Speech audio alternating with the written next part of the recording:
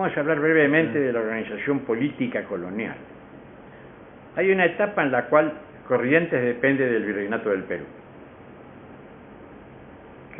Otra etapa que depende de Buenos Aires y después, que son las dos etapas, ¿no es cierto? Del Virreinato del Perú hay una etapa que es la del adelantazgo, 1588-1593 es la época del adelantado. Del 93 a 1617, Corrientes depende de Asunción dentro de la gobernación del Río de la Plata. Y de 1617 al 76 depende de la gobernación del Río de la Plata desde Buenos Aires. O sea que la gobernación desde dos lugares, de Asunción, de Buenos Aires. Y después el virreinato, de 1776 a 1816. ¿No es cierto? Perdón, a 1810. Del 76 hasta el 82 depende de un superintendente. Y del 82 en adelante, hasta 1810, depende directamente del virrey. O sea, adelantazgo, gobernación dependiente de Asunción, gobernación dependiente de Buenos Aires, dependencia del virreinato. Primero de un superintendente y después directa del virrey. Y para completar esto vamos a hablar un poquito del cabildo. Los cabildantes tenían un mandato de un año, se elegían entre ellos, los que salían elegían los que iban a entrar, no tenían sueldo, por supuesto, era obligatorio, no se podía rehusar a cubrir el puesto de cabildante. Tenía que ser un vecino. ¿Qué era un vecino en esa época? Una persona que tenía una casa puesta y era una persona de cierto prestigio, no era cualquiera. Juan Pérez no podía ser cabildante, tenía que tener intereses en el lugar. Entonces, lo reiteramos, un año sin sueldo, obligatorio y vecino. Otra cosa a tener en cuenta que es, para diferenciar nuestro cabildo correntino de cualquier otro, todos los cabildos eran diferentes. Cada uno estaba adaptado a las características del lugar. O sea, como yo llevo una casa y acomodo los muebles, ¿no es cierto?, para que me entren en la casa. Bueno, es lo mismo. El cabildo, cada cabildo tenía que ser, por ejemplo, el de Corrientes tenía unos cuantos miembros más que otros cabildos. Y las funciones que se le daban a los cabildantes también variaban. Pero todo lo que hacía falta era mucho más que una municipalidad, pero muchísimo más. Y por supuesto tenía una jurisdicción tremenda. Y el papel fundamental del cabildo estuvo dado en el poblamiento. El que quería poblar un lugar y decía, bueno, yo quiero tal parte. El cabildo le decía, sí, vaya y pueble.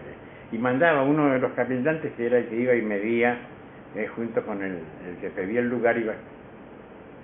Problemas raros porque medían mal, había mucho monte, era difícil, era complicado.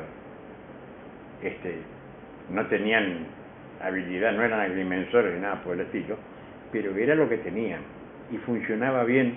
O sea, cuando el cabildo se termina, que el cabildo dura hasta 1824.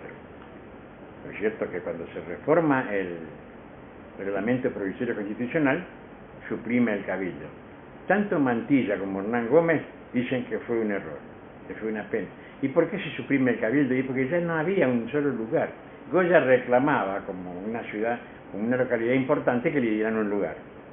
Y entonces hubo que suprimir el cabildo para hacer una administración en la cual entrara también, ¿no es cierto?, lo que ya era una segunda localidad de la provincia.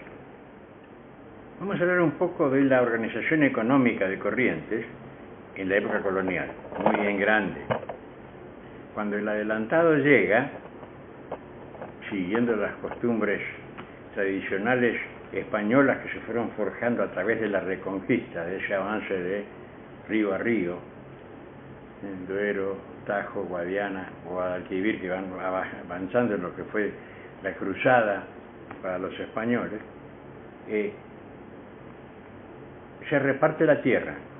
Se reparten suertes de tierra entre todos los que han participado en el hecho, digamos, no sé si decir conquistador o colonizador, porque el Corrientes forma parte de un movimiento que se inicia en Asunción.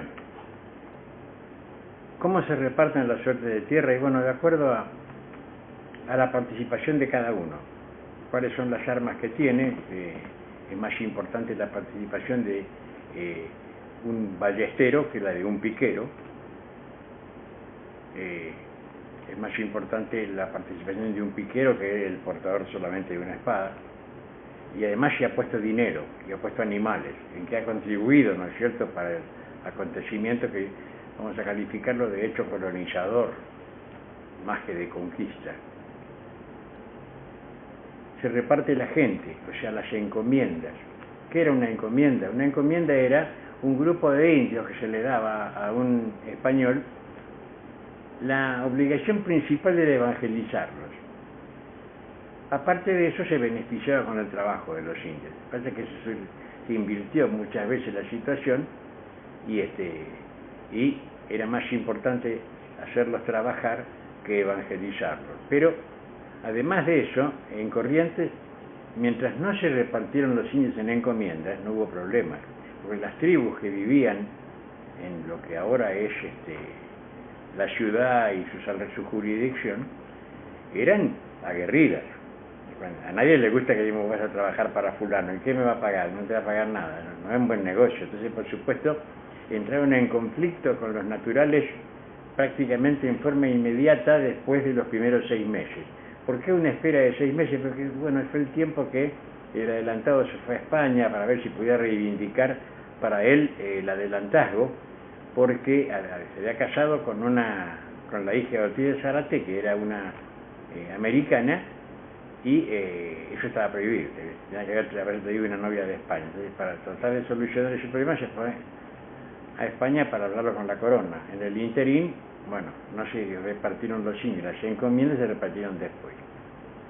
Y el servicio de encomiendas era por 2 vidas, o sea, la del encomendero y la de un hijo. Era lo que solía durar. Otra cosa que tiene es que es una vaquería. Sobre todo se presta confusión porque los misioneros actuales, los itinerarios misioneros actuales hablan de vaquerías para referirse al cuatrerismo que practicaban los indios de las misiones jesuíticas sobre el territorio de Corrientes. ¿Y por qué? Y porque se quedaron sin sus propios, digamos, campos, sin sus estancias. El avance portugués sobre el río Uruguay hace que las misiones orientales que estaban del otro lado del río Uruguay cayeran en manos de los portugueses. Pero antes que eso habían caído en manos de los portugueses las vaquerías, o sea, de los lugares, las grandes estancias de los pueblos, y lo que llamaban la vaquería de los Pinares, que estaba en el norte, y la vaquería del Mar, que estaba en lo que hoy es la banda oriental. Entonces, al quedarse sin terreno y sin ganado cimarrón, empezaron a buscarlo en el territorio de Corrientes. Y hicieron, fueron invadiendo. Vemos que las misiones retrocedieron frente a los mamelucos y fueron entrando en el territorio correntino, inclusive hasta la zona de Yapeyú y más al sur. O sea que la palabra vaquería se refiere a un momento determinado que es antes de que el avance poblacional correntino forme las estancias, que era la caza de ganado salvaje, de ganado cimarrón para beneficiar los cueros, o sea, sacarle el cuero para venderlo y poco más, las pezuñas, los cuernos. Y el último aspecto económico que no se puede dejar de mencionar es el contrabando. El contrabando es la más antigua, prestigiosa y continuada industria, por llamarlo de alguna forma, del Río de la Plata. Y Corrientes no es una excepción. O sea, la prueba está que tenemos magníficos plateros, o sea, hace poco ha habido un incidente ahí, un robo en el Museo de Artesanías, que se llevaron ni una colección de platería, porque los artesanos correntinos de La Plata son maravillosos. Ahora pregunto, ¿dónde están las minas de plata de Corrientes? En Corrientes no se produce ni se produjo nunca 1 gramo de plata, y sin embargo pasaban por acá rumbo a Europa, rumbo a España, de contrabando. De cada 100 arrobas de plata, las arrobas son más o menos, grosso modo, la arroba española 12 kilos. O sea que 100 arrobas son más de 1 tonelada de plata. De cada 100 arrobas solamente una pagaba impuestos, el resto salía todo de contrabando. El contrabando era la forma más segura de tener una actividad comercial. Y sobre eso también, los famosos túneles de Corrientes, lo hemos discutido muchas veces con la profesora Núñez Camelino, que es arqueóloga, y el subsuelo de Corrientes no da para hacer túneles, aparte no hay un solo papel, un solo renglón de historia de Corrientes que hable de gente que huyó de la ciudad por un túnel. Siempre se dispararon por el río, se fueron por el río o se fueron a punta de caballo. Entonces, además con el costo que tiene, pero sí puede pensarse lo que hemos llegado a discutir, la existencia de sótanos para guardar el contrabando. Eso puede ser.